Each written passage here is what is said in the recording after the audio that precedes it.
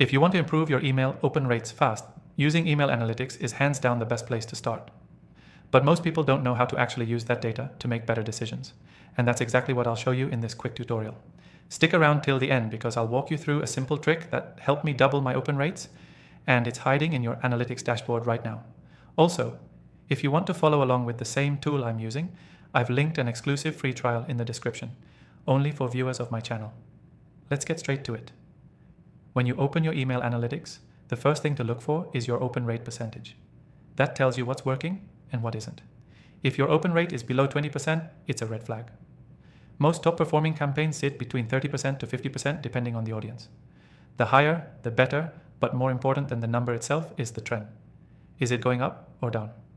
Next, pay attention to subject lines. Inside the software we're using, you can view performance per email, so go back and look at your last 5 subject lines. Which ones performed best? You're not guessing anymore? Email analytics gives you the real answers. Take the top 2 performing ones and reverse engineer them. Was it curiosity? Was it urgency? Did you use emojis or personalization? Make a list of the patterns you spot. Now let's go deeper. Most people ignore the time and day they send emails, but inside the analytics dashboard, you can sort emails by send time. Look for patterns. Are Tuesday mornings consistently outperforming Thursday afternoons? If yes, you've just found your golden window. Adjust your schedule accordingly. Another big one, device breakdown. In the software we're using, there's a tab showing mobile versus desktop open rates. If over 70% of your opens are on mobile, and that's common, your subject line length and preview text become even more important. Shorter subject lines win on mobile. Aim for under 40 characters. Let's talk segmentation. If your email analytics show that a particular segment has a higher open rate than the rest, that's a clue.